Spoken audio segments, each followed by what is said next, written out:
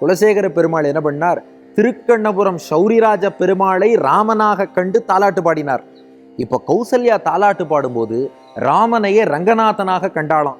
ஏன்னா இப்போ ஸ்ரீரங்கத்தில் இருக்கும் ரங்கநாதன் அப்போது அயோத்தியில் தான் எழுந்தருளி இருந்தார். தசரதன் ராமனுக்கெல்லாம் குலதெய்வமே அந்த ரங்கநாதன் தான். அப்போ ராமனுடைய முகத்தை பார்க்கிறாளாம் கௌசல்யா தேவி. ஆகா, நம்ம குழந்தை அழகா வந்து பிறந்திருக்கு. இது யார் ஜாடை? அப்பா ஜாடையா, அம்மா ஜாடையா, தாத்தா ஜாடையா, யாருடைய ஜாடை இருக்குன்னு பார்த்தா இது எங்கேயோ பார்த்த ஜாடையாச்சே. கௌசல்யா தேவி சொல்றாளாம், தத்த கிம்மம ரங்கிணா கருணையா சுதம் சத்யம் சுதகா தத் சமஹா. இது எங்க குலதெய்வம் ரங்கநாதனுடைய ஜாடையாச்சே. அந்த அரங்கன் எப்படி இருப்பானோ அதே போல இந்த குழந்தை இருக்கே. அப்படின்னா என்ன அர்த்தம்னா, எங்கள் குலதெய்வமான ரங்கநாதனே அவன் கருணையால எனக்கு ஒரு குழந்தைய கொடுத்துருக்கான். யோசிச்சு பார்த்தா கௌசல்யா தேவி, பெருமாளை போல இன்னொருத்தர் உண்டா? ஒத்தார் மிக்காரை இளையாய மாமாயன் என்று அவனை ஆழ்வார் பாடுகிறார்.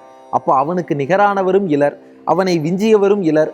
அவனை போல ஒரு சாயலோட குழந்தை வந்திருக்குன்னா என்ன அர்த்தம்? அவனே தான் வந்திருக்கான்னு அர்த்தம். அதனால கௌசல்யா சொன்னாலாம், கிம்வாத ஸ்வயமேவ ஏன சுஷமா காச்சின் முகே தாவகே.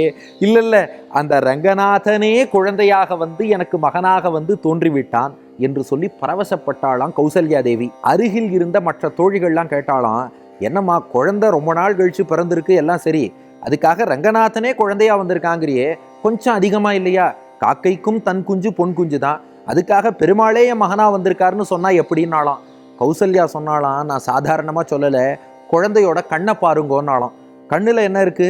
குழந்தையினுடைய கண்கள் கரியவாகி புடைப்பறந்து மிளிர்ந்து செவ்வரி ஓடி நீண்டவ பெரியவாய கண்கள். தஸ்ய யதா கப்பியாசம் புண்டரீகம் ஏவம் அக்ஷினின்னு மலர்ந்த தாமரை போல, செந்தாமரை கண்ணனாக, பங்கைய கண்ணனாக மலர்ந்த தாமரை போல் கண்களோடு விளங்கினானா ராமபிரான். இப்ப கௌசல்யா சொன்னாலாம், குழந்தையோட கண்ணை பார்த்தேளா?